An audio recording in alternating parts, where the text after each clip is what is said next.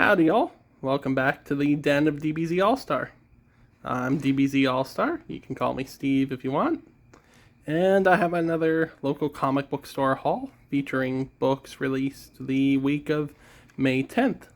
Gonna show off a little bit of DC, a little bit of Marvel, a little bit of Independence. Wasn't that big a week, so let's get started with DC. So like I said, it wasn't a big week for me. We have, for DC, Batman The Adventures Continue, Season 3, Issue 5, standard cover.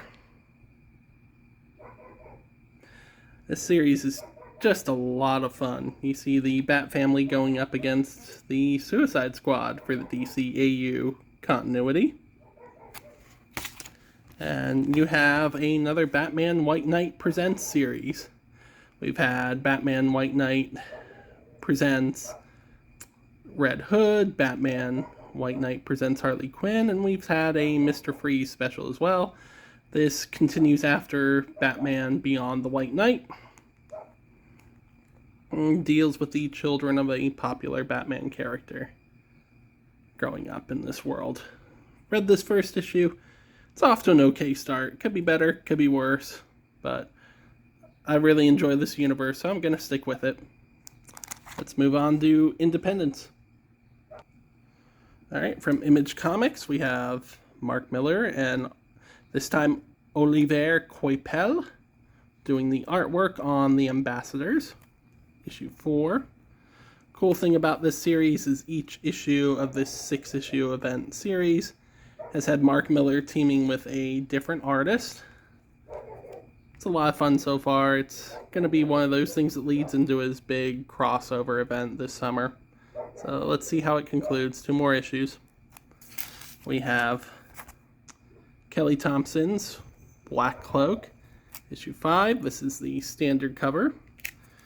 But I also picked up the Veronica Fish cover because it is gorgeous. This series has been a lot of fun. It's being compared to Saga. I think it's its own thing, and that's perfectly fine.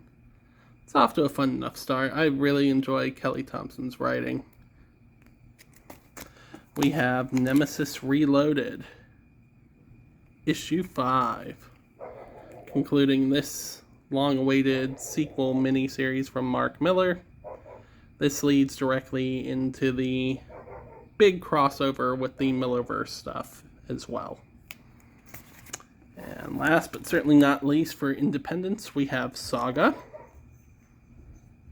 issue 64, or chapter issue 64, featuring just one in a long list of amazing characters that Brian K. Vaughan and Fiona Staples have created along the way. 2 more issues though, next hiatus. I really hope that there's not a huge delay, but we'll see. It's been worth the wait every time.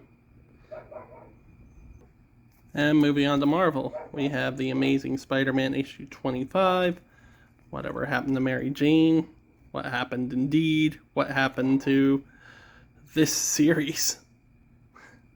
I have 2 copies just because I really enjoyed the simplicity of this cover. I think I'm going to have one framed for my Spider-Man display. Have the Disney 100 variant as well, featuring an homage to New Avengers issue 1. And the non-tier John Romita Jr. variant cover, featuring black suit Spider-Man carrying what looks to be, I think she's supposed to be happy, she looks kind of stoned, Mary Jane. More Kelly Thompson.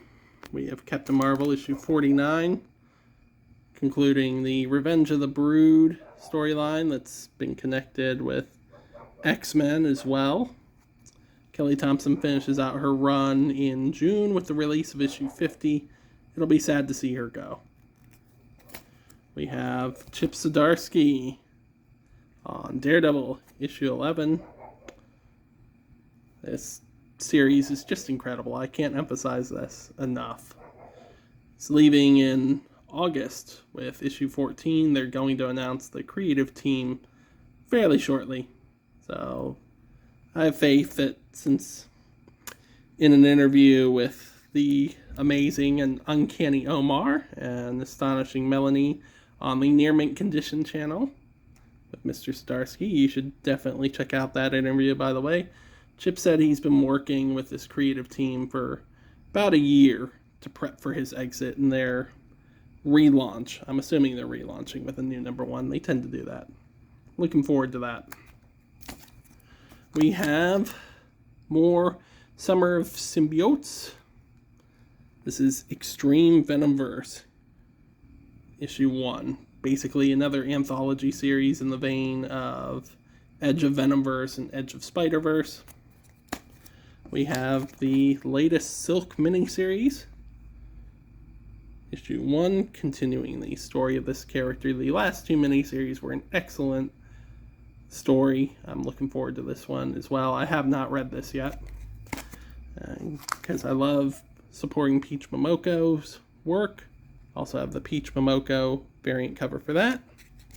And finally, closing out the haul, X-Men Red, issue 11, returning to the title after issue 10 was released in January to be interrupted by the Sins of Sinister event. And who's writing this but the always fantastic Al Ewing. So this was another stellar issue. Definitely check out this series if you're just looking for excellent writing. And the art's been fantastic since the get-go as well. So that's all I have for this haul for, again, the week of May 9th for DC Comics and May 10th for Marvel and Independent. Stay healthy, stay safe, be well.